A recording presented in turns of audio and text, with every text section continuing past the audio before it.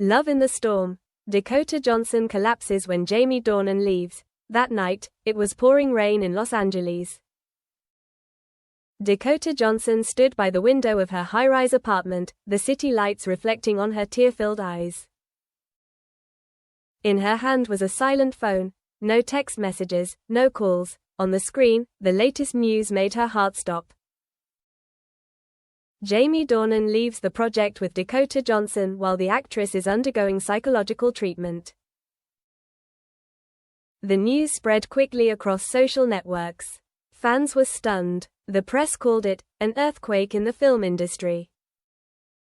Dakota gently leaned her forehead against the cold glass, whispering, "Jamie, how could you do this, when I needed you the most?" No one answered. There was only the sound of rain and the sound of her heart breaking. The days together, their story was once iconic. Jamie and Dakota, the golden couple of Hollywood after a series of blockbuster movies. They met, acted together, went through intense scenes, and then gradually stepped out of their roles into real life. People never knew if they really loved each other, only that the look they exchanged was not acting. After the film ended, they kept in touch. Dakota once said in an interview, "Jamie is my most special friend. We understand each other more than words." And Jamie, when asked about her, just smiled.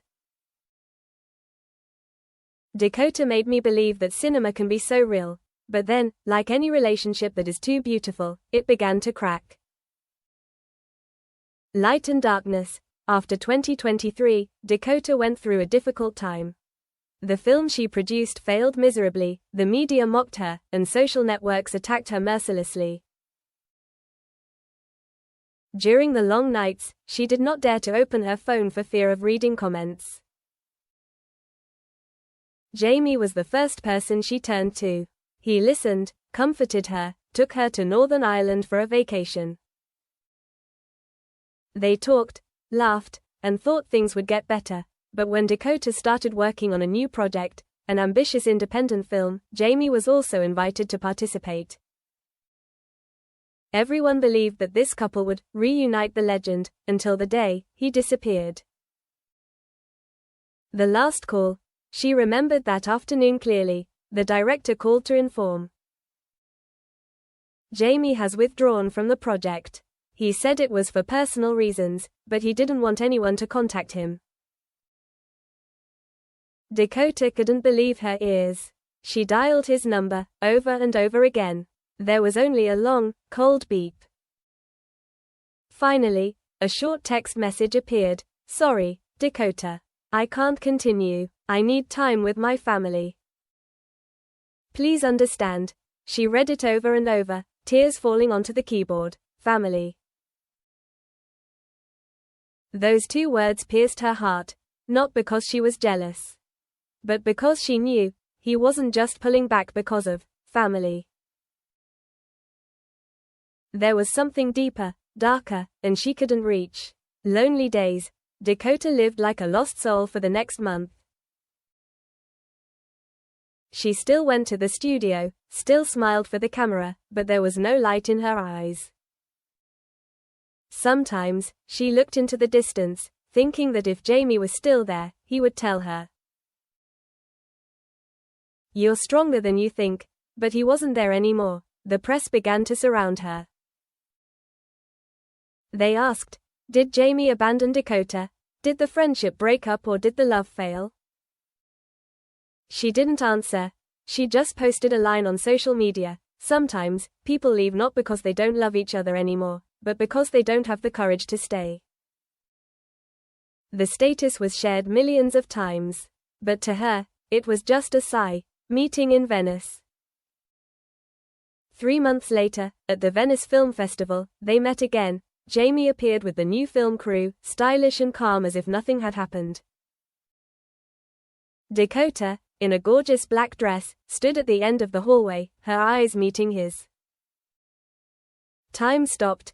He walked over and said softly, "You look better." She smiled softly, her voice choked. "Okay, Is that what you wanted to see? I'm sorry, Dakota. Sorry for what? For disappearing? For leaving you to struggle alone? Or for fear that people would misunderstand me? Jamie was silent. His eyes were somewhat regretful, but also filled with fear. He said softly, I don't want to drag you down with me. You deserve the light, and I am in the darkness. She replied, her voice trembling, but I need you when I'm in the dark, Jamie. He didn't say anything more, just bowed his head, then left. The unsent letter. That night, Dakota wrote a letter. She didn't know if she should send it, only that if she didn't write it, she would suffocate. Jamie, I used to think we were like two actors acting in a long movie. You were the light, and I was the scene. But at the end, the director shouted, cut. You left, and I was still standing in the middle of the set, not knowing who I was anymore. I'm not mad at you. I'm just sad that you didn't believe I was strong enough to weather the storm with you. Maybe we were only allowed to meet in the script pages, where everything could be rewritten. But in real life, no one can rewrite their hearts. She folded the letter, put it in her desk drawer, and never sent it.